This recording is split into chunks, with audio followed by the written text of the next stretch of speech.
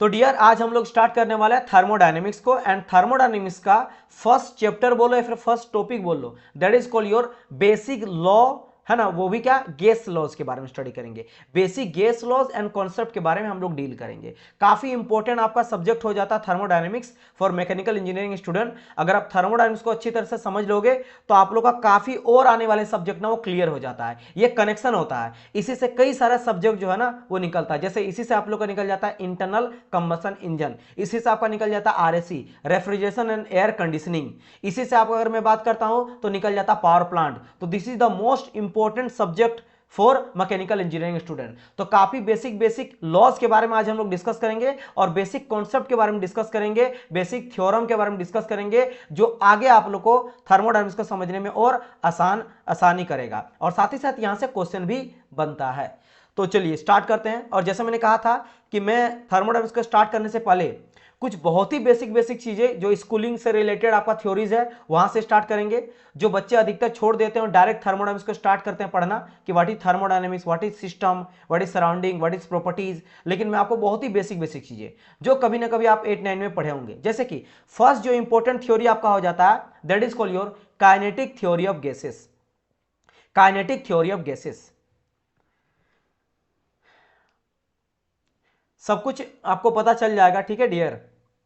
चलिए अभी हम लोग क्लास में फोकस करते हैं। बाकी जितने भी आप लोगों का कमेंट रहेगा, जितना तरह का डाउट रहेगा जो क्लास से अलग रहेगा, जिस टॉपिक को पढ़ रहे हैं उससे अगर कोई और डाउट रहेगा तो मैं आप लोग को स्टार्टिंग में ले लूंगा क्लास के, या फिर क्लास जब खत्म हो जाएगा तब मैं वो सारा डाउट लूंगा। बीच में जो भी क्लास मेरा चलेगा उस टाइम पे अगर कोई भी क्वेश्चन पूछना रिगार्डिंग लॉज थ्योरी जो आप मैं पढ़ा रहा हूं उसमें जो कोई समझ नहीं आया उसका कमेंट मुझे करिएगा। बाकी चीजें जो है कोर्स से रिलेटेड, टेस्ट सीरीज से रिलेटेड या कोई और चीज आप मेरे को बाद में या स्टार्टिंग में पूछ सकते हो। क्लियर, इस बात का ध्यान रखिएगा ताकि हम लोग कंसंट्रेट कर पाए हर एक चीज को जो मैं आपको समझाना चाह रहा हूं। क्लियर, चलिए स्टार्ट करते हैं। तो सबसे पहले हम लोग को यहां पे पढ़ना क्या है, पढ़ना है kinetic theory of gases.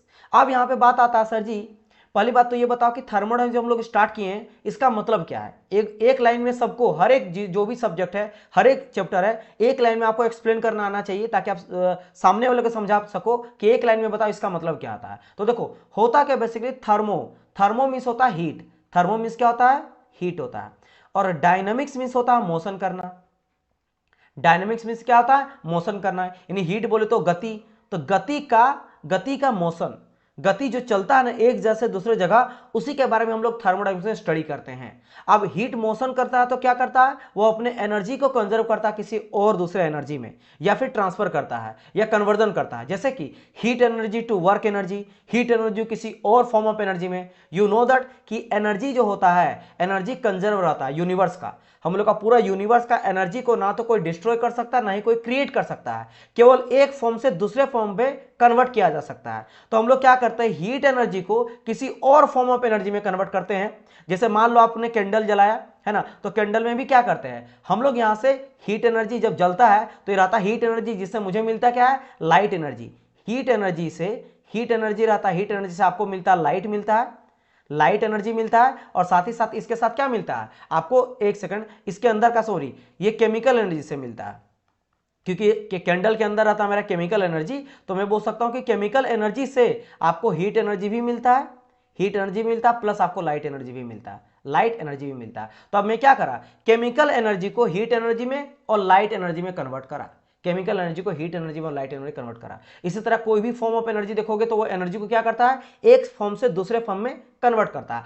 Same चीज करेंगे लेकिन यहां पे हम लोग करेंगे किसका, हीट एनर्जी का, क्योंकि थर्मोडायनामिक्स, थर्मोमेसी हीट को डायनेमिक्स करके अलग फॉर्म में कन्वर्ट करेंगे और उससे हम लोग वर्क डन वगैरह करेंगे। जैसे सर एग्जांपल डायरेक्ट बताइए, चूंकि we are from mechanical engineering background तो हम लोग के लिए इंपॉर्टेंट है बाइक या कार्स वगैरह या मोटरसाइकिल वगैरह, जितना भी मशीन होता है या फिर कोई भी छोटा से छोटा मशीन, उस मशीन में हम लोग क्या करते हैं, चलो बाइक लेके चलते हैं, ऑटोमोबाइल पार्ट्स में बाइक ही जो आपके घर में पड़ता है। मैं वही सभी एग्जांपल लूंगा जो आपके आमने सामने रहता है ताकि आप बेहतर तरीके से समझ सको।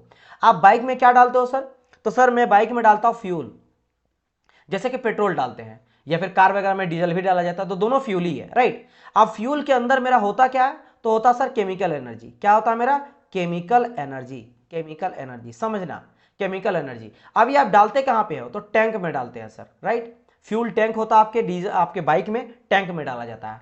टैंक में डालने के बाद वो कहां जाता है, पिस्टन सिलेंडर, आपका इंजन, ऑब्वियसली बात है, आपका इंजन होता है, आप देखते हो बाइक में इंजन लगा रहता है, इंजन जाता है, इंजन में क्या रहता है, सिलेंडर रहता है, पिस्टन का अरेंजमेंट रहता है, जहां पे क्या करता है, फ्यूल जाता है, यहां पे फ्यूल अंदर चल गया, और ऑब्वियसली बात है वहां अंदर जाके क्या होता है, कंबसन होता है, यानी जलता है, वो फ्यूल आपका जलता है, और जब वो जलता है तो क्या प्रोड्यूस करता है, हीट प्रोड्यूस करता है, यानी कि आपने इस केमिकल एनर्जी से किस एनर्जी में कन्वर्ट करा, हीट एनर्जी में कन्वर्ट करा, तो घुमा फिरा के आ गया ना हीट एनर्जी, राइट। इसलिए इंजन हम लोग बनाते हैं ताकि हम लोग हीट का यूज कर पाए, तो हीट एनर्जी बन गया। अब जैसे मुझे हीट एनर्जी मिला, हीट एनर्जी मिला, इस हीट एनर्जी से हम लोग करवाते हैं वर्क डन, क्या कहलाते हैं, वर्क डन कराते हैं। वर्क डन मतलब क्या होता है कि आपका पिस्टन सिलेंडर चलता है, कंबसन होता है, हीट प्रोड्यूस करता है, हीट की वजह से एनर्जी, जिसकी वजह से पिस्टन को धक्का देता है, पिस्टन आगे पीछे मूव करता है, और पिस्टन से कनेक्टेड रहता है मेरा क्रैंक, आपका पूरा का पूरा शाफ्ट कनेक्टेड रहता है, ठीक है, और वो रोटेट करता है, रोटेशन की वजह से आपका जो व्हील रहता है, चक्का, वो चलता है और धीरे धीरे दूरी तय करता है, डिस्प्लेसमेंट तय करता है, डिस्टेंस तय करता है, जिससे आप लोग को वर्क डन मिल जाता है। वही काम रहता है, या तो आप खुद वर्क डन करते हो, या फिर किसी सामान को एक जगह से दूसरी जगह ले जाने का काम करते हो, या रोटेशन से किसी चीज को पीसा जाता है, या फिर एक जगह से कन्वेयर बेल्ट से दूसरी जगह पहुंचाया जाता है, वेरियस तरह का हम लोग काम करते हैं। तो आपने क्या करा, हीट एनर्जी से वर्क एनर्जी में कन्वर्ट करा, तो हो गया ना। तो ये केमिकल एनर्जी को पहले हम लोग हीट एनर्जी में कन्वर्ट किए, इसलिए तो होता है जब जल जाता है ना, और जलने के बाद जब आपका काम कर जाता है, बचा हुआ जो धुआं रहता है, जो एग्जॉस्ट रहता है, वो फिर साइलेंसर से बाहर निकलता है, राइट। जो एक तरह से समझ सकते हो कि जो आउटपुट आपका मिला वो हीट मिला, वर्क डन हुआ, और इनपुट आपको हीट दिया गया, सॉरी इनपुट हीट मिला, काम किया, हीट जनरेट किया, इससे वर्क डन मिला, और आउटपुट जो एग्जॉस्ट हुआ वो धुएं के रूप में बाहर हो जाता है। सेम किया जाता है इंजन वगैरह के लिए, इंजन में भी आप देखते हो, है ना, आप देखो जनरेटर वगैरह में किसी तरह का इंजन देख लो, या फिर बड़ा बड़ा चिमनी वगैरह देखते हो, वहां भी कोयला वगैरह से या चारकोल वगैरह से वही हीट प्रोड्यूस किया जाता है, जैसे स्टीम बनाते हैं, स्टीम को टरबाइन में हम लोग डाला जाता है, टरबाइन के ब्लेड से, टरबाइन ब्लेड घूमता है, जिससे हम लोग इलेक्ट्रिसिटी वगैरह जनरेट करते हैं, और बाद में फिर वो क्या होता है, आपका एग्जॉस्ट भी होता है। तो these all are the field of thermodynamics, ये सभी हम लोग थर्मोडायनेमिक्स में स्टडी करते हैं। नाउ अब बारी इतना अगर आप समझ गए कि सर, आप एक लाइन में किसी को मैं समझा सकता हूं कि थर्मोडायनेमिक्स मींस हीट का मोशन। अब हीट का मोशन करके हम लोग क्या करते हैं, हीट से वर्क डन में कन्वर्ट करते हैं, दैट्स इट, हीट से वर्क डन में कन्वर्ट करते हैं। अच्छा, आप मेरे को बोलेंगे सर जी आपने कहा थर्मोडायनेमिक्स हम लोग एनर्जी का कन्वर्जन करते हैं, जैसे heat energy to work energy, तो सर एनर्जी तो कई तरह का होता है, जैसे आपका विंड एनर्जी है ना, टीडल एनर्जी है ना, tidal energy, light energy, sound energy, wave energy, right. इसके अलावा काइनेटिक एनर्जी, पोटेंशियल एनर्जी, उसी में एक आ जाता है मेरा हीट एनर्जी, एक आ जाता है मेरा हीट एनर्जी, और एक आ जाता है मेरा वर्क एनर्जी, वर्क एनर्जी। तो सर इन सब में सबके बारे में स्टडी करते हैं, नहीं डियर, हम लोग केवल और केवल वर्क एनर्जी और हीट एनर्जी के बारे में पढ़ते हैं, बस इन्हीं दो के बारे में पढ़ते हैं। हम लोग को wind energy, tidal energy, light energy, जितनी भी तरह का energy, sound energy, wave energy, kinetic, potential, और जितना तरह का एनर्जी है, उन सब से मुझे कोई मतलब फिलहाल नहीं है। In thermodynamics we only study about work energy and heat energy. क्यों? क्योंकि मेरे पास है तेल, फ्यूल से हम लोग कन्वर्ट करते हैं इंजन के थ्रू हीट, और हीट से हम लोग करवाते हैं उसका काम, रोटेशन करवाएंगे, रेवोल्यूशन करवाएंगे, वेट को लिफ्ट करने के लिए, एक जगह से सामान को दूसरी जगह करने के लिए, है ना, कई तरह का वॉशिंग मशीन घूमने के लिए, घुमाने के लिए, पंखा चलवाने के लिए, किसी तरह का एनर्जी, समझ गए ना। ये दो चीज का काम यहां पे हम लोग करते हैं। मैं आपको बता दूंगा डियर, है ना, कब तक कंप्लीट होगा मैं बता दूंगा आपको, टेंशन ना लो, है ना। मैं एक आपको टाइम स्पेम बताऊंगा, अच्छी तरह से एक वीडियो बता दूंगा, उसमें आपको पता चल जाएगा कि कब तक आप लोग का जो है मैकेनिकल का पूरा कोर्स कंप्लीट में करवाऊंगा, ठीक है। चलो टेंशन ना लो, मैं स्पेशल एक वीडियो लाऊंगा, छोटा वीडियो लाऊंगा, एक गाइडेंस सीरीज जैसा, जिसमें आप लोग को पूरा एक्सप्लेन कर दूंगा कितना पढ़ना, कितना आपको टाइम लगेगा। फिलहाल फोकस करते हैं हम लोग स्टडी पे, ठीक है। चलिए, एक तो चीज इतना आप समझ गए होंगे कि क्या होता है ये चीज, और केवल हम लोग हीट एंड वर्क के बारे में स्टडी करते हैं। नाउ अब बारी जब मैं बोला कि हम लोग थोड़ा सा चल जाते हैं स्कूलिंग 8, 9 जो 10 में हम लोग पढ़ते हैं, उन सभी चीज को पढ़ते हैं। और बाय द वे यहां से भी क्वेश्चन बनता है, ये बहुत ही फंडामेंटल होता है, जो मैकेनिकल वाले स्टूडेंट हमेशा मिस कर जाते हैं, जिसके वजह से आगे चलकर बड़ा दिक्कत होता है। देखो मैं यहाँ पे क्या बताना चाह रहा हूं, जैसे यहाँ पे बात करा गया काइनेटिक थ्योरी ऑफ गैस, तो बोलेंगे sir kinetic theory of gas क्यों नहीं, काइनेटिक थ्योरी ऑफ मैटर क्यों नहीं हम लोग लिखें, राइट। ऑब्वियसली बात है, क्योंकि मैटर क्या होता है, मैटर जो स्पेस ऑक्यूपाई करता है और जिसका कुछ वजन भी होता है, स्पेस ऑक्यूपाई उसी को तो हम लोग मैटर कहते हैं, जिसको हिंदी में कहा जाता है पदार्थ। और यू नो दैट कि जो मैटर होता है वो 3 तरह का मेरा होता है, it might be solid, it might be liquid, और इट माइट बी गैस। मेरा सॉलिड लिक्विड, वैसे तो 4th स्टेट भी होता है और 5th स्टेट भी होता है, राइट। लेकिन फिलहाल हम लोग तीन स्टेट के बारे में बात करते हैं। जनरली इन जनरल हम लोग पता है कि सॉलिड, लिक्विड एंड गैस के बारे में स्टडी करते हैं। तो why we only study about the gas, क्यों हम लोग गैस लॉ बोले हैं, क्यों हम लोग लिक्विड लॉ नहीं बोले हैं, सॉलिड लॉ नहीं बोले हैं, मैं आपको समझाता हूं। होता क्या डियर, सॉलिड का बिहेवियर का स्टडी करना इजी होता है, लिक्विड का बिहेवियर का स्टडी करना इजी रहता है। क्यों, ये दोनों का दोनों मेरा रेस्ट कंडीशन पे हो सकता है। तो कोई भी जब रेस्ट रहता है ना, जैसे आपके स्कूल में मान लो आप जहां पढ़ते हो वहां पे दो बच्चा है और उन दो बच्चा को आप लोग को पता करना है कि भाई दो बच्चा का बिहेवियर कैसा है, दो बच्चा का रंग कैसा है, दो बच्चा कर क्या रहा दिन भर, ये आप पता करना चाहते हो, और एक पूरा का पूरा क्लास में आपका है, राइट। अभी दो बच्चा जो है ना, ये दोनों बच्चा अगर बैठा हुआ है तो आप अच्छी तरह से स्टडी कर सकते हो, लेकिन ये बच्चा अगर मूवमेंट करते रहे, मतलब कोई आगे पीछे ऊपर नीचे दाएं बाएं भाग रहा है, तो उन दोनों के रूप रंग जानना, क्या कर रहा क्या नहीं करना बड़ा डिफिकल्ट है। कोई इसके ऊपर चढ़ रहा, कोई इसके ऊपर चढ़ रहा है, लेकिन कोई स्टेटिक रेस्ट कंडीशन में है तो आप सारे प्रॉपर्टीज पता कर सकते हो, कलर के बारे में, रंग के बारे में, बिहेवियर के बारे में, कितना हाइट है, कैसा वो क्या पहना क्या नहीं, राइट, समझ गए। Same with the solid and liquid, क्योंकि सॉलिड एंड लिक्विड मेरा रेस्ट कंडीशन में रहता है तो इसका स्टडी करना ईजी होता है। आप बोलेंगे सर लिक्विड तो बहता है, तो आप क्यों बोले कि लिक्विड भी रेस्ट रहता है। फ्लूइड मैकेनिक्स सब्जेक्ट होता है, आप लोग पढ़े होंगे। फ्लूइड मैकेनिक्स में एक टॉपिक आता है हाइड्रोस्टेटिक फ्लूइड, क्या मैंने कहा, हाइड्रोस्टेटिक फ्लूइड। अब भाई साहब आप बोलेंगे सर जी हाइड्रो मींस क्या होता है, हाइड्रो मींस होता है पानी, स्टेटिक मतलब होता है रेस्ट कंडीशन पे, फ्लूइड मतलब जो फ्लो करता है, जैसे हवा भी फ्लो करता है तो हवा को ही फ्लूइड कहेंगे, वाटर भी फ्लो करता है वाटर को ही फ्लो करेंगे, ऑयल जो होता है वो भी फ्लो करता है, जो भी दुनिया में फ्लो करता बहता उसको हम लोग फ्लूइड कहते हैं। तो यानी वाटर भी रेस्ट कंडीशन पे हो सकता है, जब आपको पता होगा रेस्ट कंडीशन मेरा शेयर स्ट्रेस जो होता है वो जीरो होता है, केवल उस टाइम पे नॉर्मल स्ट्रेस ही लगता है उसमें, राइट, ये चीज ध्यान रखना। अच्छा, मोर सर्किल बनाते हैं, मोर सर्किल में मुझे देखने मिलता है एक पॉइंट जहां पे शेयर स्ट्रेस जीरो रहता है, राइट, क्योंकि शेयर स्ट्रेस थोड़ा भी लगा तो डिफॉर्मेशन मुझे देखने को मिलता है। खैर, मेरा कहने का मतलब ये था कि मेरा जो वाटर होता है वो भी रेस्ट कंडीशन में रहता है, यानी उसका स्टडी करना इजी है। और सॉलिड तो भाई सॉलिड तो पूरा रेस्ट कंडीशन पे है ही, तो उसका स्टडी करना तो बहुत इजी होता है, और लिक्विड का स्टडी। लेकिन गैस क्या दिक्कत है, गैस मेरा हमेशा मोशन करते रहता है, हमेशा गति करते रहता है। आप बोलेंगे सर कैसे, है ना, बढ़िया सेशन दे रहे हैं sir, thank you so much. Okay, very welcome dear, thank you so much कि आपको अच्छा लगा। चलो फिलहाल जब मेरा टारगेट है आप लोग को जॉब दिलाना, जिस दिन आपका क्वालिफिकेशन हो जाएगा, क्वालिफाई आप कर जाएंगे, है ना, और नेक्स्ट स्टेप के लिए जाएंगे, उस दिन मुझे ज़्यादा अच्छा लगेगा।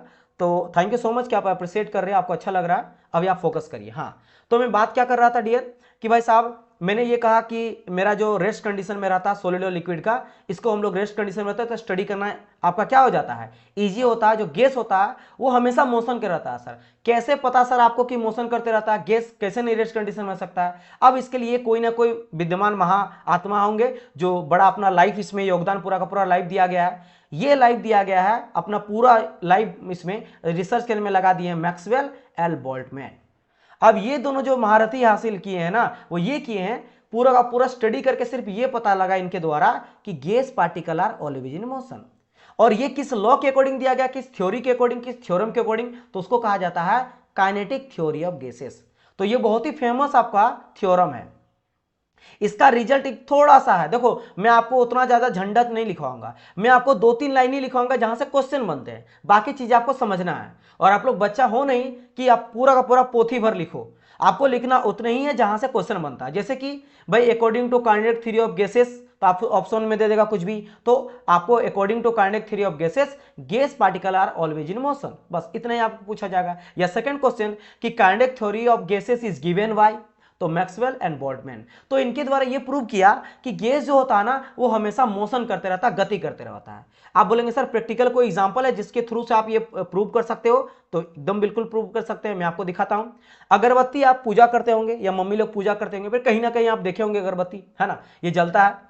जब ये जलता है आप देखोगे क्या ये कभी स्ट्रेट लाइन में चलता है, नहीं ना, ये हमेशा इधर उधर इधर उधर इधर उधर अपने मोशन को भी चेंज करता है और कोलोजन भी करते रहता है। नॉट ओनली ये हमेशा मोशन करता रहता है, आपस में कोलोजन भी करते हुए रहता है, हमेशा कोलोजन भी करते रहता है। अच्छा, दूसरा चीज, आप एक काम करना, रूम को अंधेरा करना और एक थोड़ा सा विंडो खोल देना, खिड़की आप खोल देना। जब रूम अंधेरा रहता है ना, एक लाइट आता है, तो आप देखते हो ना रेंडम मोशन, गैस जो रहता है वो रेंडम मोशन में रहता है। फिर आप बोलेंगे सर ये तो धुलकन है, ये तो गैस पार्टिकल नहीं है। ये मैं आपको समझा रहा हूं, गैस पार्टिकल भी उसी तरह, क्योंकि कहीं ना कहीं जो डस्ट रहता है वो आपके मॉलिक्यूल के बीच में ही रहता है, उसके साथ ही मोशन करता रहता है। तो आप लोग को क्या देखने को मिलेगा कि वो हमेशा मोशन करते रहता है। तो दैट्स वाई गैस के बारे में हम लोग स्टडी करते हैं, क्योंकि लिक्विड और सॉलिड का स्टडी करना इजी है। इन दोनों का स्टडी करना क्या है, इजी है। इसका स्टडी करना, क्योंकि मैंने जैसे कहा ना, दो बच्चा हमेशा दौड़ते भागते रहेगा ना, तो उसके बारे में जानना बहुत डिफिकल्ट है। तो फिर कैसे जानेंगे, तो हम लोग क्या करते हैं, अलग अलग जो साइंटिस्ट है अलग अलग रिसर्च पेपर लाया है कि भाई देखो तुम गैस के बारे में इस तरीके से जान सकते हो। मैंने गैस का स्टडी करा है, उसके अकॉर्डिंग ये पता चला है। उसको टेम्परेचर को कम करके, ज्यादा करके, वॉल्यूम को बढ़ा के घटा के, प्रेशर को घटा के बढ़ा के, कुछ कुछ एक्सपेरिमेंट का रिजल्ट निकला, उसके थ्रू से हम लोग पता लगाते हैं कि अच्छा गैस का बिहेवियर ऐसा है, गैस का नेचर कुछ ऐसा है। इस तरह से हम लोग पता कर सकते हैं। जैसे कि उसी दो बच्चा का आपको स्टडी करना जो दौड़ भाग करता रहता है, तो प्रिंसिपल आकर डांटेगा धमकाएगा, है ना। तो समझ रहे हो, एक्सटर्नल फोर्स अप्लाई किए, प्रेशर अप्लाई किए कि तुम लोग शांत में रहो, तुम लोग कुछ बदमाशी मत करो, तब जाकर शायद उन लोगों के बारे में पता चल पाएगा कि उन लोगों को डांट लगवाएं, तब जाके उन लोगों के बारे में पता चला। समझ गए ना। तो यानी एक्सटर्नल कुछ हम लोग यहाँ पे सोर्स या फिर थ्योरी वगैरह लगाए, तब जाके पता चलेगा। That's why we study kinetic theory of gases, not kinetic theory of matter. समझ गए इतना, एकदम जीरो से मैं चलूंगा, डोंट वरी अबाउट दैट, है ना। कहीं भी दिक्कत होगा तो यू कैन आस्क मी, इसीलिए मैंने कहा लाइव आना बहुत इंपॉर्टेंट है। आप बाद में मत देखना, फिर बाद में कोई दिक्कत होगा तो you can't ask me anything. और अगर पूछ भी सकते हो व्हाट्सअप में, तो मैंने कहा कि आप बोलोगे कब, मैं रिप्लाई कभी कब करूंगा, तो टू द पॉइंट आपको लाइव से ही पता चलेगा। जैसे यहां देख सकते हो, रेंडमली मोशन किसी भी डायरेक्शन में कर रहा है और ऑलवेज कर रहा है। समझ गए ना, किसी भी मोशन में डायरेक्शन में मोशन करेगा और हमेशा करेगा, always, always in any direction, any direction, किसी भी डायरेक्शन में मोशन करेगा और हमेशा करेगा। इतना मुझे समझ आया ये चीज। Super class sir ji, thank you so much dear. चलो अगर यहां तक आपको समझ आ गया तो वी आर मूव करते हैं आगे। अब देखो आप बोलेंगे सर ये बॉयल्स लॉ क्यों दिया गया, अभी देखो बॉयल्स लॉ के बारे में डिस्कस करेंगे, फिर बात करेंगे हम लोग चार्ल्स लॉ के बारे में, और मैं आपको ये भी बताऊंगा कि आखिर बॉयल्स लॉ प्रैक्टिकल लाइफ में कहां कहां देखने को मिलता है, वो भी समझाएंगे। क्योंकि अभी तक अगर मान लो आपने नहीं पढ़ा है या आपने रटा होगा कि volume is inversely proportional to pressure, आप बोलेंगे सर कैसे, तो मैं आपको बताऊंगा कैसे आज। अच्छा ये कहां कहां आपको जीवन में देखने को मिलता है, जिससे आप रिलेट कर सकते हो और फिर आप लाइफ में कभी नहीं भूलोगे। इस एग्जाम तो दूर की बात है, आप लाइफ भर नहीं कभी भूलोगे। ऐसा मैं आपको प्रैक्टिकल एग्जाम्पल भी आपको देख सकते हो, फोटो के थ्रू समझाऊंगा, जो आप लाइफ में देखते हो, ये सभी चीज देखते हो। उसी तरह बात करेंगे चार्ल्स लॉ, उसी तरह बात करेंगे हम लोग एवोगैड्रो लॉ। बट उससे पहले सर ये लॉ क्या है और इस लॉ के बारे में हम लोग को पढ़ना ही क्यों है, जैसे होता है ना, चलो पढ़ते हैं बॉयस लॉ, क्यों पढ़ेंगे। मेरा तो हमेशा जब भी मैं पढ़ाऊंगा या जब भी आप कभी पढ़ते हो, तो मेरा तो ये मानना कि स्टूडेंट को हर एक चीज में क्वेश्चन पूछना चाहिए कि सर अगर अभी लॉ पढ़े, काइनेटिक समझ आया क्यों पढ़े, लेकिन सर इसके बारे में क्यों पढ़ रहे हैं, तो मैं आपको बता रहा हूं इसके बारे में इसलिए पढ़ते हैं डियर, क्योंकि जस्ट मैंने कहा कि गैस का बिहेवियर बहुत ही अब्रप्ट और रैंडम होता है, इसका स्टडी करना बहुत ही डिफिकल्ट है। तो इस गैस का बिहेवियर को पता लगाने के लिए ही बॉयल्स लॉ आया सामने, और वो बोला कि मेरे अकॉर्डिंग गैस का नेचर ऐसा है। उसके बाद आया कौन, उसके बाद आया आपका that is called your Charles law. Charles law या वो बोला कि मेरे अकॉर्डिंग गैस का नेचर ऐसा है। तो हर कोई क्या किया ना, बेसिकली गैस को ही समझाने का ट्राई कर रहा है कि आप गैस का बिहेवियर को जानो किसी तरीके से। तो बस यही किया जा रहा है सबके द्वारा। तो चलो देखते हैं कि आखिर बॉयल्स भाई साहब क्या बोले हैं गैस के बारे में। ये क्या बोलते हैं कि अगर हम लोग टेम्परेचर को, गैस के टेम्परेचर को कांस्टेंट रखते हैं, गैस के टेम्परेचर को कांस्टेंट रखते हैं, तो वॉल्यूम जो होता है ना, वो मेरा इनवर्सली प्रोपोर्शनल होता है प्रेशर का। अच्छा प्रोपोर्शनल इनवर्सली तो आपको पता होगा, एक होता है डायरेक्टली प्रोपोर्शनल, जैसे A is directly proportional to B. Directly का मतलब होता है कि अगर एक बढ़ेगा तो दूसरा भी वैल्यू बढ़ेगा। जैसे मान लो इसका वैल्यू है, सपोज करो मेरा 500 और इसका भी वैल्यू है मेरा 1000। तो अगर मैं बोला कि 500 जो है ना, 500 का मैं 10% बढ़ाया, 10% जो है वो इंक्रीज कर दिया, तो इसका भी 10% मेरा इंक्रीज कर जाएगा, इसका भी 10% इंक्रीज जाएगा। मतलब दोनों सेम रेशियो से बढ़ेगा, एक अगर घटेगा दूसरा भी सेम रेशियो से घटेगा। जैसे कि किसी का सैलरी समझ लो, किसी का सैलरी है 10,000 और किसी का सैलरी हम मान लेते हैं 1 लाख। कितना है मेरा, 1 लाख है, 10,000 नहीं 1 लाख है। तो के मतलब 1000 होता है, तो 10,000 है 1 लाख है। अगर मैं बोला कि इसका 10% बढ़ा सैलरी, यानी कि इसका 11,000 हो गया, तो इसका भी 10% बढ़ेगा, यानी कि इसका कितना हो गया, इसका हो गया 1,10,000।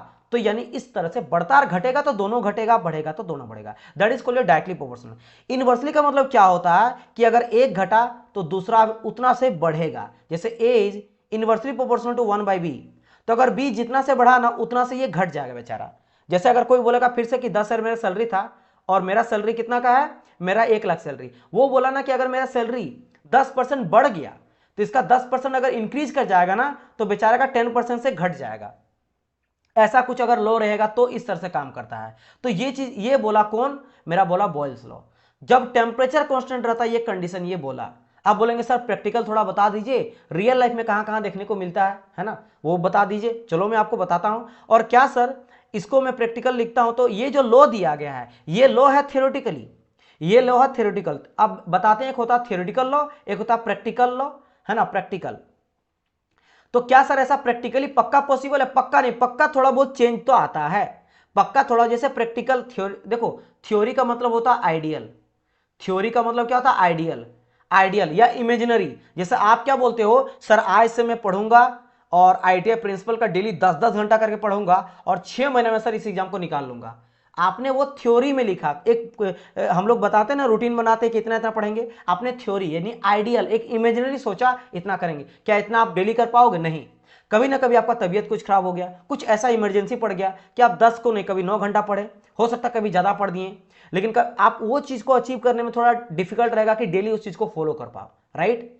तो उसी तरह से थ्योरी दिया गया है, प्रैक्टिकल में थोड़ा बहुत आगे पीछे ऊपर नीचे होता है। लेकिन इस चीज को अगर मैं देखना चाहता हूं कि भाई कहां मुझे देखने को मिलता है रियल लाइफ में, ये फिगर समझाया गया। यहां ध्यान देना कि टेम्परेचर कांस्टेंट है, देखो टेम्परेचर का जो कांटा है ना वो दिखाई दे रहा है 300 डिग्री सेल्सियस में, तो यहां भी 300 है और यहां भी देख सकते हो 300 ही टेम्परेचर आपको दिखाया गया है, राइट। लेकिन अगर मैं बात करता हूं वॉल्यूम का, तो वॉल्यूम देखो, वॉल्यूम इसमें इतना से यहां तक है, यानी वॉल्यूम अभी इतना ज्यादा है। वॉल्यूम देखो इसमें घट गया, यानी कि वॉल्यूम यहां पे ज्यादा था, वॉल्यूम यहां पे क्या हो गया, कम हो गया। तो जब वॉल्यूम घट गया है, प्रेशर ऑटोमेटिक, देखो प्रेशर इतना कितना था, 1 के आसपास था। मान लो बार में मेजर करा जा रहा है, तो बार अगर 1 बार है तो यहां पे देखो 2 बार हो चुका है, प्रेशर क्या हो चुका, 2 बार, यानी प्रेशर यहां पे बढ़ चुका है, प्रेशर बढ़ चुका है। तो जब मेरा वॉल्यूम घटा तो प्रेशर बढ़ गया, ठीक है। 1 सेकंड बढ़ा है ना, तो ऊपर टाइप से एरो होगा ना, 1 सेकंड, तो क्या हो जाएगा, प्रेशर मेरा बढ़ जाएगा। यही तो बोला है, यही बोला है कि अगर देखो यहां पे प्रेशर क्या है, मैंने क्या बढ़ाया तो ये मेरा घटा। इनवर्सली का मतलब वही होता है when the temperature remain constant. अभी भी 300 है, यहां भी 300 है, प्रेशर देखो 1 से 2 हो गया और वॉल्यूम मेरा कितना था, 4 था। यहां पे 4 मान लो लीटर में ले लो, 4 आपका लीटर था वॉल्यूम में, किसी में भी ले लो, है ना, हम लोग वॉल्यूम को मीटर क्यूब में ले लेते हैं। तो 4 था तो यहां देखो 2 हो गया, राइट। ये समझ आया? तो अगर ये समझ आ गया तो अब हम लोग बढ़ते हैं कि इस चीज को कैसे मैथमेटिकली लिखेंगे। तो देखो भी इनवर्सली प्रोपोर्शनल टू 1/p, ये है मेरा। और जब भी प्रोपोर्शनल को हटाते हैं, और एक चीज, जैसे ए डायरेक्टली प्रोपोर्शनल में मैंने बी बोल दिया, याद रखना। मैं और एक चीज आपको बताता हूं, दुनिया में कभी भी प्रोपोर्शनल को जब हटाते हैं तो एक कांस्टेंट आके जुड़ता है। आप सुने हो ना, कोई भी लॉ जो होता है ए डायरेक्टली प्रोपोर्शनल पी, और जैसे इसको हटाते कोई ना कोई कांस्टेंट जुड़ जाता है। जैसे रेजिस्टेंस जुड़ता है ओम्स लॉ में, या न्यूटन्स लॉ विस्कोसिटी आप पढ़ते हैं ना, वहां पे क्या बोलते हैं, tau is directly proportional to d u upon d y fluid में, है ना। तो यहां से क्या होता है, जब ये हटता है तो जुड़ जाता है मेरा क्या, डायनेमिक विस्कोसिटी। या फिर दुनिया में कोई भी चीज अगर देखोगे तो जैसे आप बराबर को हटाते हैं कांस्टेंट आके जुड़ जाता है। तो सेम चीज यहां पे फंडामेंटल हम लोग लगाएंगे कि v inversely proportional to p है, तो मैं क्या करूंगा, अगर इसको बराबर को हटाऊंगा तो एक आके कांस्टेंट जुड़ जाएगा। तो कांस्टेंट मान लो c को बोल दिए और 1/p, और p को अगर उधर ले जाएंगे तो क्या होगा, p भी इक्वल टू कांस्टेंट। तो बस ये मेरे को मिला p भी इक्वल टू कांस्टेंट। अब ये एक पर्टिकुलर पॉइंट के लिए हो गया। वो पर्टिकुलर पॉइंट मतलब जैसे ये एक केवल और केवल मैं इसी अगर सेशन को लेके चलता हूं, तो यहां पे कुछ भी मेरा प्रेशर मान लो है, एक बार है, यहां पे टेम्परेचर कितना 300 डिग्री सेंटीग्रेड है ना, और वॉल्यूम कितना है 4 आपको दिया है मीटर क्यूब। ये मेरा दिया गया इस पर्टिकुलर एक पॉइंट पे। लेकिन ये प्रोसेस हो रहा है, एक जगह से दूसरी जगह गए ना, तो दिस इज योर प्रोसेस। जैसे बोला जाता है ना, आप एग्जाम को कैसे क्वालिफाई किए, तो प्रोसेस बाय प्रोसेस। सबसे मैंने पहले इस सब्जेक्ट को पढ़ा, फिर मैंने उस सब्जेक्ट को पढ़ा, फिर ऐसे करके फिर मैंने क्वालिफाई करा, फिर मैं नॉन-टेक को पढ़ा, फिर मैं इस चीज को करा, फिर डीवी तक गया। तो इस प्रोसेस बाय प्रोसेस। तो यहां से अगर यहां जा रहे हैं तो ये मेरा पहला पॉइंट कहलाएगा, ये मेरा दूसरा पॉइंट। क्यों? क्योंकि इस दूसरा पॉइंट में हर एक चीज चेंज हो रहा है, प्रेशर भी चेंज हो रहा है, टेम्परेचर भी चेंज हो रहा है, हर चीज। हाँ टेम्परेचर तो वैसे कांस्टेंट है, टेम्परेचर कांस्टेंट, लेकिन बाकी दो चेंज हो रहा है। यानी कि अगर मैं प्रोसेस के लिए लिखता हूं तो लिख सकता हूं P1 V1 equal to P2 B2, लेकिन इन दोनों का वैल्यू मेरा सेम रहेगा क्योंकि भाई कांस्टेंट है। समझ गए? फिर बोलेंगे सर बढ़ा घटा कैसे, मैं समझा रहा हूं। मान लो दोनों मिला के मेरा कितना है, 100 है, तो इन दोनों मिला के भी मेरा 100 ही होगा। लेकिन अंतर बस ये होगा कि यहां पे अगर मेरा प्रेशर सपोज कर लो 10 है ना, 10 है, और यहां पे इंटू मेरा 10 था वॉल्यूम था। तो यहां पे अगर मान लेते, जैसे यहां पे क्या हुआ है कि भाई इनवर्सली है, तो मान लेते प्रेशर यहां पे मेरा बढ़ गया था, है ना, प्रेशर मेरा बढ़ गया था, तो प्रेशर में बढ़ा दिया 10 से मान लो मैंने 20 कर दिया। 10 से मैंने 20 कर दिया। अब मेरा इंटू होके तो आना 100 ही है, तो 5 कर देंगे, तो ऑटोमेटिकली क्या हुआ, मेरा वॉल्यूम घट गया। तो बिल्कुल मेरा रिलेट किया फॉर्मूला को, रिलेट किया कि नहीं। मेरा यहाँ पे P1 था और V1 था, यहाँ हो गया P2 V2। तो मैंने यहाँ पे क्या करा था, जब मैंने प्रेशर को बढ़ा दिया तो वॉल्यूम ऑटोमेटिक घट गया। तो वही होता है मेरा when the temperature remain constant. अब बात करते हैं प्रैक्टिकल एग्जांपल कहाँ मुझे लाइफ में देखने को मिलता है। क्या चीज मुझे देखने को मिलेगा कि V inversely proportional to pressure when temperature remain constant. देखो सबसे पहली बात, सिरिंज आप देखते हो, सिरिंज में क्या होता है, आप ऐसा तो कोई नहीं है जो सिरिंज नहीं देखा होगा। सिरिंज में क्या होता है डियर, यहाँ पे जो भी लिक्विड है, सपोज करो यहाँ पे गैस है, जैसे एक बैलून डाल दिए हैं ताकि आपको समझ में आए। वैसे जैसे हम लोग प्रेशर को अप्लाई करते हैं, ध्यान देना, अगर मैं इसको प्रेशर को अप्लाई करूंगा तो क्या होगा, इसका वॉल्यूम धीरे धीरे घटेगा कि नहीं, तो बोलेंगे सर वॉल्यूम तो मेरा घटेगा, वॉल्यूम मेरा घटेगा। और जैसे वॉल्यूम घटेगा तो भी ऐसी बात, वहां पे आपको जैसे जैसे बढ़ाते जाएंगे ना, दबाते जाएंगे वॉल्यूम घटेगा, वैसे आपको ज्यादा प्रेशर अप्लाई करना पड़ेगा। इट मीन्स प्रेशर कहीं ना कहीं बढ़ रहा है, प्रेशर क्या हो रहा है, बढ़ रहा। तो देखो इस चीज को फॉलो किया कि नहीं, जैसे मेरा वॉल्यूम घटा तो प्रेशर इनवर्सली है तो बढ़ा।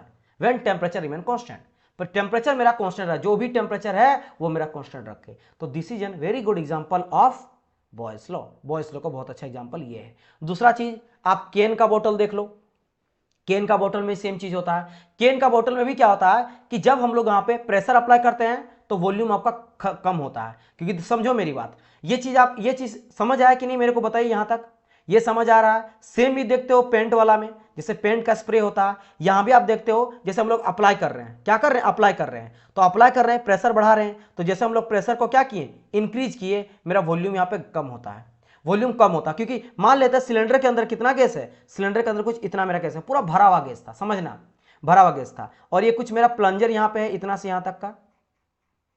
अब जैसे इसको मैं प्रेशर अप्लाई कर रहा हूं, ये कहीं चल जाएगा, मान लो यहां तक आ गया, यहां तक आ गया, इतना तक आ गया, ठीक है, इतना तक आ गया, इतना तक मेरा आ गया, इतना तक, ये कहां तक आ गया, यहां तक आ गया, और ऐसे कुछ अप्लाई कर रहे हैं, तो यहां पे देखो वॉल्यूम कम हुआ कि नहीं, बिल्कुल सर जी, वॉल्यूम पहले इतना, मात्र मेरा इतने में ही वॉल्यूम है, इतना ही वॉल्यूम है, तो इतना से लेकर इतना तक ही वॉल्यूम है, तो वॉल्यूम मेरा घटाना कब, जब प्रेशर हम लोग अप्लाई किए तब, तो प्रेशर बढ़ाएं तो वॉल्यूम घटा। तो this is a very good example of Boyle's law also, है ना। इसके अलावा आप देख सकते हो this one is also example of Boyle's law. Same चीज यहां पे आपको देखने मिलता है कि वॉल्यूम जो होता है, अगर वॉल्यूम मेरा घटता है तो प्रेशर मेरा बढ़ता है, प्रेशर अप्लाई कर रहे हैं तो वॉल्यूम मेरा डिक्रीज कर रहा है। या फिर ऐसे बोल सकते हो कि वॉल्यूम को अगर मैं बढ़ाऊंगा तो मेरा प्रेशर क्या होगा, रिलीज करेगा, प्रेशर को आप कम करो तो वॉल्यूम फट से फटेगा, समझ गए। क्योंकि हम लोग यहाँ पे कंप्रेस करके रखे थे, यहाँ पे क्या होता है, जो गैस रहता है उसको बहुत ही कंप्रेस करके रखा जाता है। जैसे आप खोलते हो ना केन को, जो पेप्सी का कैन होता है उसको जैसे खोलते हो तो उसके अंदर का जो कंप्रेस है ना, दबा हुआ फट से फटता है कि भाई जल्दी बाहर निकलने दो, यानी वॉल्यूम एक्सपेंड करता है। वॉल्यूम क्यों एक्सपेंड करा, क्योंकि प्रेशर आपने घटाया, रिलीज करा, तो प्रेशर रिलीज करा तो वॉल्यूम बढ़ा। यहां भी जो टेम्परेचर था इसका, ये टेम्परेचर उस टाइम पीरियड में इसका टेम्परेचर बढ़ता नहीं है, घटता भी नहीं है। जिस भी ठंडा रहता तो ऐसा थोड़ा ना कि खोले आप तो गर्म हो गया, इस टाइम पीरियड में जो प्रोसेस हुआ, नहीं, टेम्परेचर उतना का उतना वही ठंडा उतना ही रहता है, कोई रिलीफ देखने को नहीं मिलता है। तो these are the example, basic example of Boyle's law जो आप लोग को एवरीडे लाइफ में देखने को मिलता है। क्लियर, इतना समझ हो गया। चलिए अगर इतना समझ आप लोग को आ गया तो आप एक बार मुझे थम्स अप करके बोल सकते हो कि सर क्लियर है, सो दैट मैं आगे बढ़ूं और आगे न्यू कॉन्सेप्ट के बारे में बताओ। जल्दी से एक बार मुझे कंफर्म करिएगा। चलिए बताइए, इतना समझ आया आप लोग को। और इसी तरीके से समझेंगे with the help of figure, diagram, जितना हो सके जितना से इजी तरीके से हम लोग यहाँ पे समझेंगे, ताकि आप जो है ना वो ऐसे पढ़ो कि फिर कहीं पे भी आप लोग को पढ़ने का जरूरत नहीं है। किसी भी एग्जाम के लिए मैं तो बोलूंगा, किसी भी जेई एंड ए एग्जाम के लिए अगर आप टारगेट करोगे ना इसके बाद भी, तो कोई भी जेई एग्जाम के लिए जाते हो, ए एग्जाम के लिए जाते हो, है ना, बस गेट को में भी जो जो टॉपिक दिया रहा है उसको भी वैलिड कर जाएगा, है ना, सभी एग्जाम के लिए हो जाएगा, इस तरह से आपको पढ़ाया जाएगा। क्लियर है। चलिए thank you so much dear for reply. इस तरह सारे स्टूडेंट प्लीज एक बार रिप्लाई करिएगा, ठीक है। हाँ अभी क्लासेस चलेगी डियर, ठीक है। चलो फिर तो आगे बढ़ते हैं नेक्स्ट आपके। अब देखो ये, अब बोले कि सर अभी तक समझ गए सर मेरा बॉयल्स लॉ क्या बोला, लेकिन आपने ये बताया था कि गैस के बिहेवियर को स्टडी करने में हेल्प कर रहा है, लेकिन सर ये गैस का बिहेवियर क्या बता पाया, गैस का बिहेवियर क्या बता पाया, बता तो इतना पाया कि भाई साहब जब हम लोग प्रेशर को घटाएंगे तो वॉल्यूम बढ़ता है, टेम्परेचर कॉन्स्टेंट रख के, ये बताया बिहेवियर। अब इस चीज को हम लोग ग्राफ से देखेंगे। अब यहाँ पे आपको थोड़ा ध्यान देने की बात है, आप यहाँ पे ध्यान क्या देंगे और इससे आपको फाइनल जो रिजल्ट निकलेगा उससे आपको एग्जाम में क्वेश्चन बनता है। अब देखो ये प्रेशर एंड वॉल्यूम का मैं ग्राफ लिया, क्यों? क्योंकि यही दो मेरा चेंज हो रहा है, यहाँ पे वॉल्यूम और प्रेशर चेंज हो रहा है। तो मैंने एक साइड लिया है, वर्टिकल साइड में प्रेशर को लिया है, हॉरिजॉन्टल साइड में वॉल्यूम को लिया है। और जब मैं इन दोनों को ले लिया हूं ना, इसके बाद क्या करा हूं, और एक चीज मैंने यहाँ पे बहुत अच्छी तरह से मेंशन करा है कि ये जो लॉ दिया गया है, लॉ जो होता है वो थ्योरेटिकल लॉ है, इसको प्रैक्टिकली अपनाया जाएगा तो उसमें क्या अंतर होगा वो हम लोग देखेंगे आप ग्राफ के थ्रू। तो ये मेरा थ्योरेटिकल लॉ है, राइट, यानी इसको थ्योरी को बोल लो या फिर आइडियल आइडियल बोलो, प्रैक्टिकल ये नहीं है। ओके, तो दिस इज योर, जो ये लिया गया है ना, आप देख सकते हो यहाँ पे दो तरह का, एक डॉटेड तरह का दिया गया है और पूरा एक बिना डॉटेड वाला लाइन आपको नजर आ रहा है। तो ये दोनों लाइन में अंतर क्या है कि एक रियल का है और एक आइडियल है। बिल्कुल, देखो क्वेश्चन आप बोले सर क्वेश्चन कैसे एग्जाम में पूछा जाएगा, तो मुझे एक टॉपिक को पहले क्लियर तो करने दो। अब एक छोटा टॉपिक अभी तक क्लियर नहीं हुआ, टॉपिक अभी गेस लॉ पढ़ रहे हैं, तो पहले गेस लॉ का boys law, Charles law, Avogadro law, ये सब बताने दो, एक टॉपिक क्लियर होगा उसके बाद क्वेश्चन लाएंगे, समझे ना? तो आप बिल्कुल टेंशन ना लो, क्वेश्चन करवाया जाएगा, डोंट वरी, आप उसका टेंशन ना लो, मैं ए टू जेड करवाऊंगा, वो मेरा रिस्क है। जब वो चीज नहीं होगा एक टॉपिक कंप्लीट होने के बाद तब मेरे को बोलना। हाँ, मैं क्या बात कर रहा था, ये डॉटेड जो लाइन है ना, ये रियल का दिखाया गया। देखो ये रहा मेरा रियल का ग्राफ, जो रेड कलर से अभी मैं दिखा रहा हूं, और जो मैं ब्लैक कलर से दिखा रहा हूं ना, ये आपका किसका है? ब्लैक कलर वाला जो है ये आपका है आइडियल का। आइडियल बोले तो जो लॉ से दिया गया है, बाय लॉ, ये ब्लैक कलर का क्या बाय लॉ है, बाय लॉ। बाय लॉ बोले तो वही P is inversely proportional to V, या V is inversely proportional to P बोल सकते हो, when the temperature remain constant, ये बाय लॉ है। और रेड वाला जो है ना, ये रियल है डियर, रियल, ये रियल है, यानी एक्सपेरिमेंट करके थ्रू। अब एक्सपेरिमेंट और देखो गैस लॉ में, मतलब लॉ में और एक्सपेरिमेंट में और थ्योरी में कितना का डिफरेंस है, बहुत ज्यादा डिफरेंस है ना। अब बोलेंगे सर एक चीज मेरे को बताओ, पहले जो ब्लैक वाला लाइन है, पहले इस चीज को आप प्रूव करके दिखा, तो ये ग्राफ कैसे सही है, मेरे को समझ नहीं आ रहा है, मुझे कोई आइडिया नहीं है, तो मैं आपको समझा रहा हूं कि कैसे ये ग्राफ सही है। लॉ क्या बोला है, लॉ आप देखो तो लॉ बोला है sir V is inversely proportional to P, ठीक है, क्या बोला है, V is inversely proportional to P, यानी जैसे जैसे मेरा प्रेशर बढ़ेगा वैसे वैसे वॉल्यूम मेरा घटेगा, यही होना चाहिए। बिल्कुल सर, ठीक है, देख लेते हैं। देखो मैं प्रेशर को बढ़ा रहा हूं, तो प्रेशर में क्या कर रहा हूं, मान लो यहां से मैं ले रहा हूं इतना मेरा प्रेशर अभी है ना, तो ये मेरा P1 प्रेशर है, उस टाइम पे वॉल्यूम मेरा कितना है, V1 है। अब मैं प्रेशर को बढ़ा रहा हूं, मैंने प्रेशर को बढ़ा दिया इतना, तो जैसे मैं V1 कर दिया P2 प्रेशर, वॉल्यूम ऑटोमेटिकली देखो V2 हो गया, घट गया, घटा कि नहीं, घट रहा सर। फिर मैंने प्रेशर को बढ़ाया, P3 कर दिया, वॉल्यूम देखो बढ़ रहा, घट रहा, बिल्कुल सर घट गया। फिर मैंने प्रेशर को और बढ़ाया, P4 कर दिया, वॉल्यूम और घट जाएगा। तो कहीं ना कहीं जैसे जैसे प्रेशर बढ़ा रहे हैं वैसे वैसे वॉल्यूम घट रहा है। ये कहीं भी देखोगे, देखो ये और नीचे कर देते हैं, मान लो P1 के नीचे आ जाएगा P0, तो देखो यहाँ पे वॉल्यूम और बढ़ गया, क्योंकि आपने प्रेशर घटाया। प्रेशर अगर घटाया तो वॉल्यूम फिर बढ़ गया, यहाँ पे क्या था 1 था, तो इसके नीचे P0, तो ये बड़ा है मेरा। उसके भी और नीचे करोगे, जो मान लो यहाँ पे P आपका डैश है, तो यहाँ पे भी क्या हो जाएगा आपका V0 डैश आ जाएगा, तो वॉल्यूम बढ़ा क्योंकि प्रेशर घटा। तो आप देखोगे कहीं ना कहीं ये जो ग्राफ है वो पूरी तरह से इस लॉ को फॉलो कर रहा है, बॉयल्स लॉ को फॉलो कर रहा है, तो बिल्कुल ये सही ग्राफ है। लेकिन जब हम लोग एक्सपेरिमेंट से देखते हैं तो पता चलता कुछ ऐसा, डॉटेड से एक्सपेरिमेंट वाला समझाया गया है ऐसा, मतलब कि कहने का मतलब इस ग्राफ में क्या समझ आया कि देख सकता प्रेशर कितना बढ़ा रहे बढ़ा रहे बढ़ा रहे बढ़ा रहे बढ़ा रहे बढ़ा रहे, भाई साहब वॉल्यूम में तो कोई चेंज ही नहीं आ रहा, वॉल्यूम तो यहाँ पे कुछ कांस्टेंट है। वॉल्यूम मान लो जितने भी यहां दिया गया, मान लो 10 मीटर क्यूब है, तो वॉल्यूम 10 मीटर क्यूब ही रह रहा, प्रेशर बढ़ते जा रहा बढ़ते जा रहा, मान लो यहाँ पे 10 है, 20 है, 30 है, 40 है, 50 है, हम लोग प्रेशर बढ़ा लेकिन कोई फर्क ही नहीं पड़ रहा है। लेकिन जब बहुत प्रेशर कम था ना, तो ये वॉल्यूम फिर बढ़ता गया, फटाफट बढ़ गया, राइट। यानी कि इसका बिहेवियर तो बहुत अलग है एक्सपेरिमेंट रियल में। बट क्या किए, एक एक्सपेरिमेंट से तो कुछ नहीं होता, हम लोग क्या करते हैं एक्सपेरिमेंट का वैल्यू को धीरे धीरे बढ़ाते हैं। तो यहां पे क्या करते हैं, एक दूसरा ग्राफ लिए और यहां पे फिर एक दो लाइन लिए, एक लिए ये वाला, ये एक्सपेरिमेंट को भूल जाओ, यहां पे आ जाओ, और सब में टेम्परेचर कांस्टेंट है। फिर बोलेंगे सर यहां पे टेम्परेचर वेरी क्यों करा, T2 T1 T3, ये अलग अलग एक्सपेरिमेंट का टेम्परेचर लिया गया। जैसे जब ये एक्सपेरिमेंट किया गया था, इस टाइम पे टेम्परेचर जितना भी लिया गया, मान लो 70 डिग्री सेल्सियस लिए और उसको कांस्टेंट रखे, मतलब जितना भी प्रेशर धीरे धीरे घटाते जा रहे हैं घटाते रहे घटाते रहे, वॉल्यूम मेरा बढ़ते जा रहा है ना। तो जितना भी हम लोग कर रहे हैं, टेम्परेचर 70 का मान लेते हैं एग्जांपल के तौर पे, 70 है तो 70 ही रह रहा है। उस एक्सपेरिमेंट जो वैल्यू मुझे पता चला, अब हम लोग क्या कहें नया एक्सपेरिमेंट लिए, इससे टेम्परेचर को थोड़ा और बढ़ा दिए, जो 70 लिए मान लो उसको 270 कर दिए, और 270 में एक आइडियल वाला ये ग्राफ है जो फॉलो कर रहा है। लेकिन जैसा आप रियल वाला देखे ना एक्सपेरिमेंट का, तो एक्सपेरिमेंट का क्या हुआ, ग्राफ ना एकदम सामने सामने नजर आया।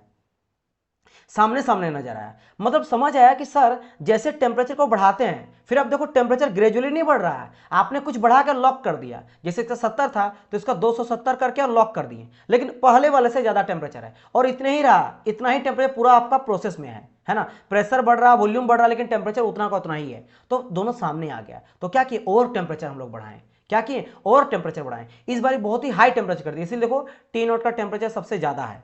तो जब बहुत हाई टेम्परेचर में देखते हैं, इस टाइम पे टेम्परेचर मेरा क्या है, बहुत ही हाई है, टेम्परेचर जो बहुत ही हाई है, तब पता चला कि रियल और आइडियल एक लाइन में जाकर टच कर दे रहा है। देखो डॉटेड वाला भी और लाइन वाला भी, जैसे रेड कलर से मैं दिखा देता हूं आपको, क्या रेड कलर से मैं दिखा देता हूं आइडियल वाला और रियल वाला, जो भी समझ लो इन दोनों को, दोनों एक जैसा के टच कर गया। मतलब कि रियल गैस और आइडियल गैस एक जैसा बिहेवियर को शो करता है एट हाई टेम्परेचर। तो यहां से आपका बन के आ जाता है एक और एक क्वेश्चन, और वो क्वेश्चन क्या है, वो आपका क्वेश्चन है ये, at high temperature real gas behaviour is more close to ideal gas.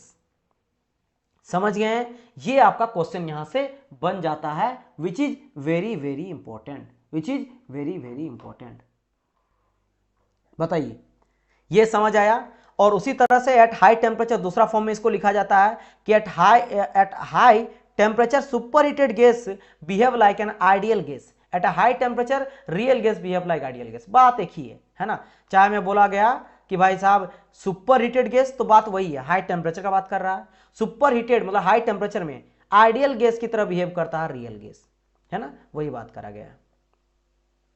समझ गए हैं, तो इस बात का आप लोग को ध्यान में रखना है, इस बात को ध्यान में रखना है। अब आइडियल गैस और रियल गैस क्या होता है, अगर आपको यह जानना है, तो आइडियल गैस जो होता है वो एक्सपेरिमेंटल बेस्ड नहीं रहता है, वो थ्योरी बेस्ड रहता है, थ्योरी पे बेस्ड रहता है। और रियल गैस जो होता है वो एक्सपेरिमेंट होता है, जो दुनिया में दिखाए, एक्चुअल में देखने, जो एक्चुअल गैस होता है ना, जो एक्चुअल गैस होता है, जो एक्सपेरिमेंट का गैस होता है, वो होता है आपका क्या, एक्चुअल। जैसे बोलते हो कि सर मैं डेली 10-10 घंटा पढ़ूंगा, वो आइडियल हो गया, थ्योरी हो गया। और आप पढ़ रहे हो कैसे, कभी 6 घंटा, कभी 7 घंटा, कभी 8.5 घंटा, कभी मान लो 10 घंटा आपने पढ़ दिया, कभी इस तरह से, तो हो गया आपका क्या, वो हो गया आपका एक्चुअल। तो this is the different between both. लेकिन पता ये चला कि हाई टेम्परेचर में दोनों एक जैसा बिहेवियर को शो करता है। तो ये पता चला बॉयस लॉ से। बॉयस लॉ से एक चीज समझ आया कि अगर आप आइडियल और रियल गैस को एक जैसा करना चाहते हो, है ना, तो आपको टेम्परेचर को हाई रखना पड़ेगा। तो एक चीज मेरे को पता चला। चलिए अब यहां पे और एक चीज हेल्प करने के लिए सामने आते हैं भाई साहब, चार्ल्स लॉ। चार्ल्स लॉ सामने आते हैं। अब चार्ल्स लॉ और एक एक्सपेरिमेंट करते हैं, और उस एक्सपेरिमेंट से ये बोलते हैं वो कि अगर इस बार आप प्रेशर को कांस्टेंट रखते हो, अगर आपने प्रेशर को कांस्टेंट रखा तो जो वॉल्यूम होता है वो डायरेक्टली प्रोपोर्शनल होता है मेरा टेम्परेचर का। मतलब जैसे जैसे वॉल्यूम बढ़ेगा वैसे वैसे मेरा टेम्परेचर भी बढ़ेगा, जैसे जैसे मेरा वॉल्यूम बढ़ेगा वैसे वैसे टेम्परेचर भी बढ़ेगा।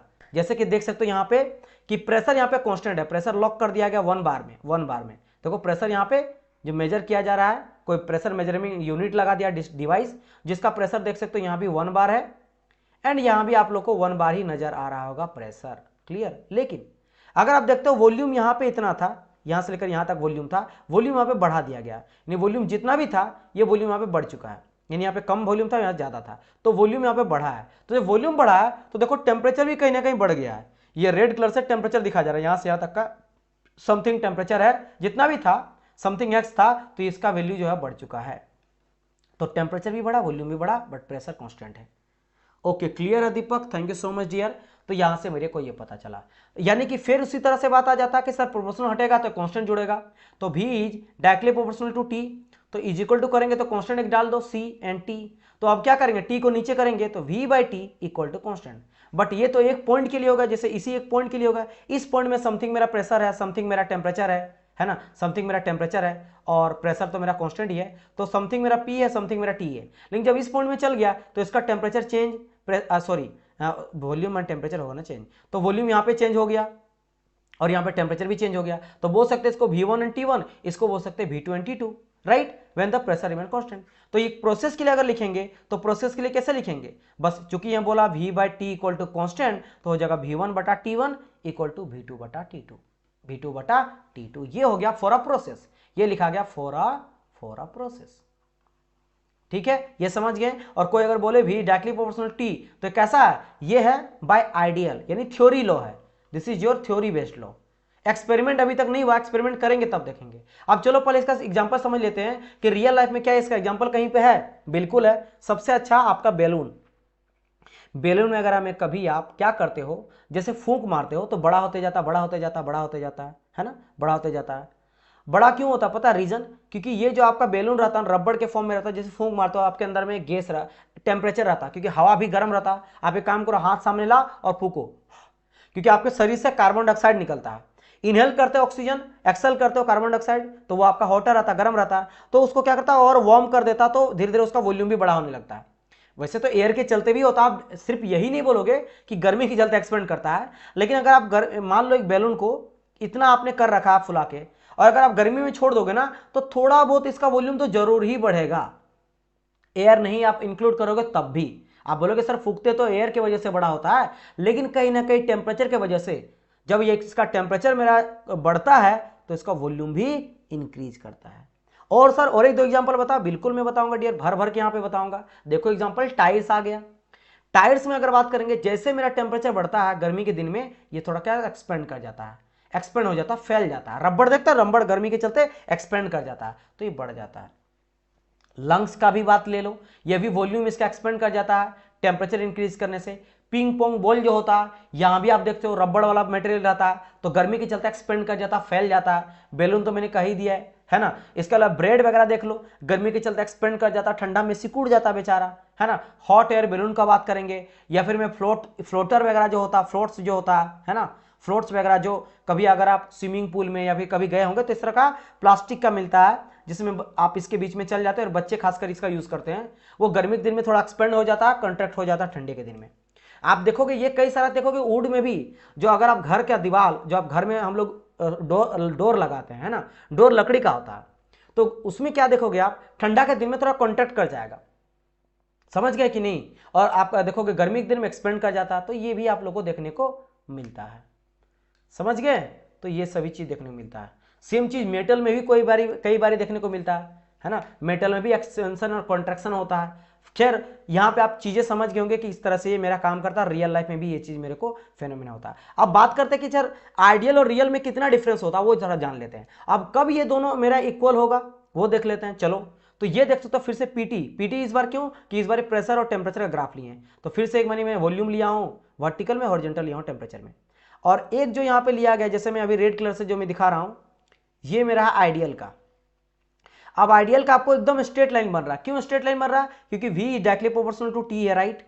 v is directly proportional to t है, इसीलिए, है ना, इसीलिए यस यस यस, वो भी आप एग्जांपल ले सकते हो। v is directly proportional to t, तो जैसे जैसे वॉल्यूम बढ़ेगा वैसे वैसे टेम्परेचर बढ़ेगा। जैसे कि मान लेते हैं यहाँ पे मेरा 10 है, यहाँ 20 है, यहाँ 30 है, यहाँ 40 है ना, यहाँ 50 है, यहाँ 60 है। और ये मेरा क्या डिग्री सेल्सियस, सब 10 degree, 20 degree, 30 degree, 40 degree, 50 degree, 60 degree Celsius. और ऊपर में कहीं क्या जा रहा, कुछ ऐसे करके ले लेते हैं एकदम इक्वल इक्वल डिवीजन में, है ना, इस तरह से। तो ये भी मेरा क्या वॉल्यूम है, तो मान लो 10 metre cube, 20 metre cube, 30 metre cube, 40 metre cube, 50 metre cube and 60 metre cube. तो कहीं ना कहीं ये जाएगा, ये कहीं जाएगा, जाके एक जगह पे जाके मीट करेगा, एक जगह जाके ये मेरा मीट कर रहा है। फिर ये कहीं जाएगा, यहाँ कहीं गया, यहाँ कहीं जाए, जाके मीट करेगा, ये कहीं गया, ये जाके करेगा, एक जगह जाके मीट करेगा, ये जाके मिलेगा तो एक ही जगह पे, ठीक है। यानी कि इसका अगर लाइन को जहां जहां मीट कर रहा सब कोई, वहां अगर ले लेते हैं इस तरह से, तो आपका बनता तो है स्ट्रेट लाइन ही। तो जब भी डायरेक्टली प्रोपोर्शनल रहता है वो स्ट्रेट लाइन ही देखने को मुझे मिलता है, क्लियर, ठीक है। और जब इन्वर्सली रहता है तो आप देखिए ग्राफ कुछ कैसा रहता है, इस तरह का रहता है, हमेशा आपको इस तरह का देखने को मिलता है। इस तरह का स्लोप आपको देखने को मिलेगा, एक बढ़ेगा दूसरा घटेगा, तब इस तरह का स्लोप बनता है। ये कभी भी दिमाग लगाना, जब इन्वर्सली रहता है तो ऐसा स्लोप बनता है, और जब दोनों का वैल्यू एक साथ बढ़ता घटता तो ऐसा स्लोप बनता है, स्ट्रेट लाइन वाला, ठीक है, इतना समझ गए। अब ये जो मैंने बताया, ये अभी बताया कि लॉ वाला है, और लॉ क्या आइडियल है, यानी थ्योरी बेस है, थ्योरेटिकल है लॉ, राइट। अब एक्सपेरिमेंट जब करेंगे, बाय एक्सपेरिमेंट से मेरा जो रियल गैस निकलता है वो देखने को मिला कि भाई साहब ये इतना डिफरेंस है। स्टार्टिंग में जब टेम्परेचर बहुत ही कम रहता है, देखो प्रेशर यहाँ पे क्या, वॉल्यूम तो कम है ही, टेम्परेचर बहुत ही लो है, लो टेम्परेचर में आपका देखने को मिलता है बहुत ही डिफरेंस। जैसे जैसे टेम्परेचर बढ़ाते जाते हैं, बढ़ाते गए बढ़ाते गए बढ़ाते गए बढ़ाते गए बढ़ाते गए, जब वेरी हाई टेम्परेचर आ गया ना, तो दोनों एक लाइन पे एक के ऊपर एक आ गया। इट मीन्स फिर से मुझे पता चला कि हाई टेम्परेचर में रियल गैस और आइडियल गैस एक जैसा हो जाता है, क्लोज टू आइडियल, एक जैसा लगभग देखने को मिलता है। तो ये भी उस चीज को प्रूव किया भाई साहब। मतलब ये समझ आया कि कहीं ना कहीं जो मेरा पहले दिया था बॉयल भाई साहब जो बोले थे वो गलत नहीं बोले थे, वो सही बोले थे। कि बॉयज भी बोले थे कि हाई टेम्परेचर में रियल गैस और आइडियल गैस मोर क्लोज होता है, एक जैसा देखने को मिलता है बिहेवियर। और चार्ल्स भी ये चीज को प्रूव कर दिया जब प्रेशर को कांस्टेंट रख के आया, रिजल्ट तो सेम ही आया। क्या सेम आया कि हाई टेम्परेचर में रियल गैस और आइडियल गैस एक जैसा होता है। तो दोनों से इस चीज का ऑथेंटिकेशन मिला कि आइडियल और रियल गैस अलग तो होता है लेकिन हाई टेम्परेचर में दोनों एक जैसा बिहेवियर को शो करता है। तो इतना कुछ मुझे पता चला। आगे बढ़ा जाए, अब बारी आता है मेरा एवोगैड्रो भाई साहब का। अब फिर से एक साइंटिस्ट हैं जिन्होंने और कुछ रिसर्च किया और इन्होंने कुछ और चीजों के बारे में बताया। तो एक बारी फिर से आप मेरे को बताओ, क्या यहां तक जो मैंने कहा यह भी आप समझ गए? एक बारी कंफर्म करिएगा, बताइए।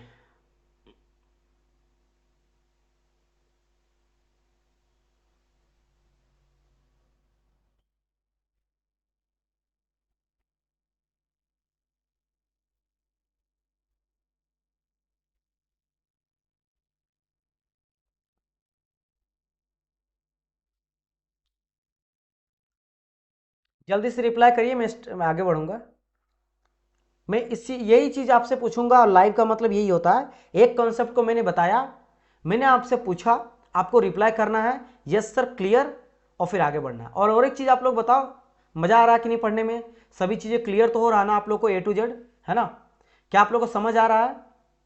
अभी आपको डेली चलेगा, don't worry, daily live classes चलेगा, है ना?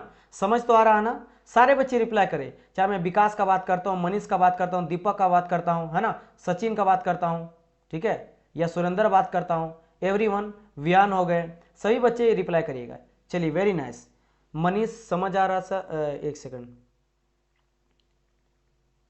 दिर्वेश क्लियर है sir? Sachin yes sir clear, okay, thank you so much for your reply. चलो नेक्स्ट आ जाता है मेरा एवोगैड्रो लॉ। एवोगैड्रो लॉ क्या बोलता है? ये भी एक लॉ दिया, ये बोला ना कि इस बार हम लोग अगर टेम्परेचर को और प्रेशर को दोनों को कांस्टेंट, ये भाई साहब कुछ नेक्स्ट लेवल तक पहुंच गए, है ना? इन्होंने कहा कि अगर मैं टेम्परेचर को और प्रेशर को, टेम्परेचर प्रेशर दोनों को कांस्टेंट रख लेता हूं ना, दोनों को क्वेश्चन लग लेता हूं, तो इक्वल नंबर ऑफ मॉलिक्यूल मुझे देखने को मिलता है अगर हम लोग इक्वल वॉल्यूम का दो कंटेनर लेते हैं। समझ नहीं आया? कोई बात नहीं, समझाता हूं। देखो, सपोज करो कि ये एक आपके पास एक कंटेनर है, मैं जो फिगर बना रहा हूं उसको ध्यान देना, ये एक मेरा दूसरा कंटेनर है, दो सेम कंटेनर है, दो क्या है मेरा सेम कंटेनर है। एक में मेरा क्या है हाइड्रोजन है, एक में हम लोग हाइड्रोजन गैस को लिए हैं और दूसरा में मैंने ऑक्सीजन गैस को लिया, तो दोनों अलग अलग डिफरेंट डिफरेंट तरह का गैस है। बट एक इंपॉर्टेंट है कि टेम्परेचर दोनों का सेम है और दोनों का प्रेशर सेम है, कांस्टेंट है। अगर इसका 30 डिग्री सेंटीग्रेड है मान लेते हैं तो भी 30 मेरा होगा। अगर इसका प्रेशर मेरा है मान लो 10 बार है, तो इसका भी मेरा प्रेशर क्या होगा, प्रेशर इक्वल टू 10 बार होगा। तो ये दोनों मेरा कांस्टेंट रहता है। तो ये अगर दोनों कांस्टेंट है और दोनों मेरा इक्वल वॉल्यूम है, जैसे मतलब हाइड्रोजन का भी अगर इसमें लिया गया, सपोज करो कि हाइड्रोजन को कितना वॉल्यूम लिया गया है, सपोज करो 10 लिया गया है वॉल्यूम मीटर क्यूब, और ऑक्सीजन का भी 10 आपका वॉल्यूम है, समझ गए? तब नंबर ऑफ मॉलिक्यूल सेम होगा, then number of molecule same. समझ गए? मतलब इसमें सब कुछ सेम सेम का बात करा गया है। फिर से आपको समझा देता हूं, आपको क्लियर हो जाएगा, पक्का है। देखो मैं क्या कहा कि अगर टेम्परेचर प्रेशर दोनों का सेम रहा और इक्वल वॉल्यूम लिया गया गैसेस का, बट अलग अलग गैस है, एक में हाइड्रोजन गैस लिया गया और एक में हम लोग ऑक्सीजन गैस लिए, एक में क्या लिए हाइड्रोजन गैस, एक में ऑक्सीजन गैस, लेकिन दोनों एक जैसा लिए। मतलब इसमें भी लिए हम लोग, जैसे यहां देखो 50 ml लिया गया है, तो अगर 50 ml हम लोग हाइड्रोजन लिए और 50 ml ऑक्सीजन लिए, लेकिन है तो ऑक्सीजन अलग हाइड्रोजन अलग, लेकिन दोनों का अगर प्रेशर और टेम्परेचर सेम रहेगा तो इसके अंदर का जो मॉलिक्यूल रहेगा वो सेम रहेगा। जैसे अगर हाइड्रोजन में सपोज करो मेरा 1000 मॉलिक्यूल है, 50 ml में 1000 मॉलिक्यूल रहेगा हाइड्रोजन का, तो इसमें भी मेरा 1000 मॉलिक्यूल रहेगा ऑक्सीजन का ही, अगर टेम्परेचर प्रेशर सेम है और इक्वल वॉल्यूम लिया गया है तो। इक्वल वॉल्यूम लिया गया है तो सेम चीज यहां पे समझा दिया गया है। देखो, both have same temperature and pressure and both have equal volume, then both have equal number of molecules. That is the law, that is the Avogadro law. तो ये मेरा बोलता है Avogadro law। Clear? This is your Avogadro law। अब जब ये तीनों law आपको समझ में आ गया, अब इन तीनों लॉ को बोला गया कि भाई सब तो कहीं ना कहीं गैस के बारे में ही बता रहा है, तो इन तीनों लॉ को मिला के ना एक नया लॉ बनाया गया, और उस नया लॉ से इन तीनों के बारे में समझ में आता है। चलिए, सुरेंद्र बोल रहे हैं सर कॉन्सेप्ट तो बहुत अच्छे से अच्छा है पर स्लो। हाँ कोई नहीं, आपका फर्स्ट लेक्चर है ना, डोंट वरी, क्योंकि ये फर्स्ट लेक्चर मुझे पता है मैं स्लो चल रहा हूं, क्योंकि आप यहाँ पे समझो जैसे सुरेंद्र, देखो मैं आपको सबको लेके चल रहा हूं, है ना। कुछ ऐसे भी स्टूडेंट होंगे जिनको थोड़ा बहुत समझने में दिक्कत आ रही है ना, दैट्स वाई मैं लेके चल रहा हूं। तो आप बिल्कुल ना लो, फर्स्ट सेशन है, मैं धीरे धीरे आगे बढ़ूंगा, आप बिल्कुल टेंशन ना लो, है ना। टाइम के साथ तुम लोग बढ़ जाएंगे, स्पीड तो हमारे हाथ में है। तो देखो अब आ जाता है मेरा Boyle's law, Charles law and Avogadro law. इन तीनों लॉ को अगर मिला दिया जाए, अच्छा यहाँ पे बहुत सारे जो स्टूडेंट जो रहेंगे, सारे स्टूडेंट सब अलग अलग बैकग्राउंड से जो होंगे, सबको मेरे को बताना कि आप लोग का स्पीड कैसा लग रहा है, स्पीड जितना चल रहा है वो सही है ना, या फिर मैं इसको और थोड़ा फास्ट कर दूं। आप लोग ये रिप्लाई करिएगा जरूर, उसके बेसिस में मैं नेक्स्ट क्लास लूंगा, ठीक है। क्योंकि फर्स्ट सेशन था तो मुझे तो अपने लाइफ पे चलना है, जैसा आप बोलोगे उसके अकॉर्डिंग मैं चेंज करूंगा, ठीक है। चलिए, अब इन तीनों लॉ को मिला के बनाया गया क्या, देखो जैसे मेरा बॉयस लॉ बोला था volume is directly inversely proportional to pressure, Charles law बोला था volume is directly proportional to temperature, और एवोगाड्रो बोला था कि अगर नंबर ऑफ वॉल्यूम सेम रहेगा ना तो नंबर ऑफ मॉलिक्यूल भी सेम देखने मिलेगा if pressure and temperature are same. तो ये तीनों लॉ मिला। अब तीनों लॉ को अगर मिला देते हैं, एक साथ कर देते हैं, तो तीनों में वॉल्यूम कांस्टेंट है, वॉल्यूम को कांस्टेंट ले लिया गया, और दोनों में तीनों में डायरेक्टली प्रोपोर्शनल है, डायरेक्टली प्रोपोर्शनल, और एन और टी ऊपर में आएगा और पी नीचे में आएगा, तो कुल मिला के V directly proportional to n और टी, और नीचे में पी। अब इस चीज को और मैं कैसे लिख सकता हूं कि P को अगर उधर ले जाता हूं तो क्या जाएगा, पी भी directly proportional to n T, और फिर से वही कॉन्सेप्ट कि अगर प्रोपोर्शनल हटता है तो एक मेरा आके कांस्टेंट जुड़ेगा, तो पी भी इक्वल टू कांस्टेंट क्या जुड़ता है, एक आर आके जुड़ गया एन टी, तो दिस इज योर कांस्टेंट के बदले आके जुड़ा, और ये आर होता है मेरा यूनिवर्सल गैस कांस्टेंट। अब ये जो नया बनाना लॉ, ये लॉ, इस लॉ को बोलते क्या है, इस लॉ को कहा जाता है आइडियल गैस इक्वेशन। क्या कहा जाता है, आइडियल गैस इक्वेशन। तो आइडियल गैस इक्वेशन जो होता है वो होता है पीवी इक्वल टू एनआरटी।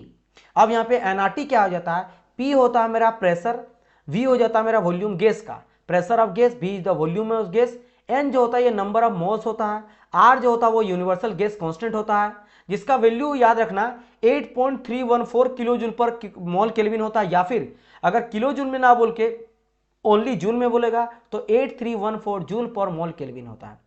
समझ गए, चलिए ये हो गया। और T जो होता है वो एब्सोल्यूट टेम्परेचर होता है। अब और एक चीज, सर ये मेरा एब्सोल्यूट टेम्परेचर क्या होता है, एब्सोल्यूट टेम्परेचर मतलब होता है temperature in kelvin, temperature in kelvin.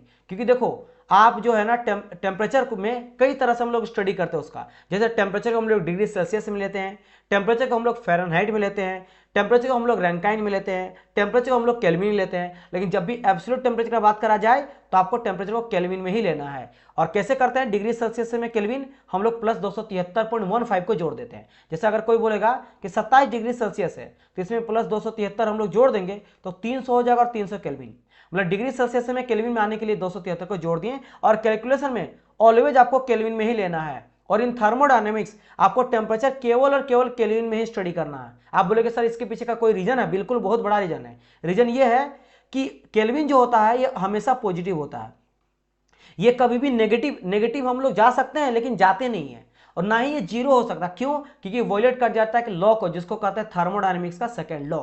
जब हम लोग सेकंड लॉ को पढ़ेंगे तब मैं आपको समझाऊंगा कि क्यों केल्विन को हमेशा पॉजिटिव लेते हैं, क्योंकि सेकंड लॉ अगर वॉयलेट हो जाता है तो थर्मोडायनेमिक्स का लॉ ही गलत हो जाता है, फिर आप कोई भी इंजन आप लगा ही नहीं सकते हो उसमें। इसलिए हम लोग केल्विन लेके चलते हैं क्योंकि हमेशा पॉजिटिव होता है। चलो इतना आप लोग को समझ में आ गया होगा। अब हम लोग यहाँ पे रखते हैं क्लास को, नेक्स्ट क्लास में हम लोग इसके आगे डिस्कस करेंगे। यहां से मुझे और एक कॉन्सेप्ट में बताऊंगा इसके बाद, और उसके बाद फिर हम लोग पढ़ेंगे क्या कि काइनेटिक थ्योरी ऑफ, जो मैंने गैस कहा, जो ये बोला कि गैस ऑलवेज मोशन में था, इसका कुछ अजम्पशन होता है। फिर हम लोग रियल गैस और आइडियल गैस के बीच का डिफरेंस समझेंगे आगे के क्लास में, और डिफरेंस के बाद हम लोग और कुछ चीजें धीरे धीरे हम लोग पढ़ते हुए चलेंगे। तो इसी तरह से हम लोग आगे बढ़ेंगे। देखो फंडामेंटल 2-3 क्लास बहुत ही बेसिक रहेगा, ताकि आपको थोड़ा डेप्थ वाइज में बताऊं, और आप लोग ये बताना कि स्पीड सही है या नहीं। सारे के सारे स्टूडेंट मेरे को बताना स्पीड क्या आपको सही समझ में आ रहा है ना, वो मेरे को जरूर मुझे बताइएगा। चलिए, thank you so much for watching, मिलते हैं हम लोग नेक्स्ट लेक्चर में, तब तक के लिए goodbye and God bless you all.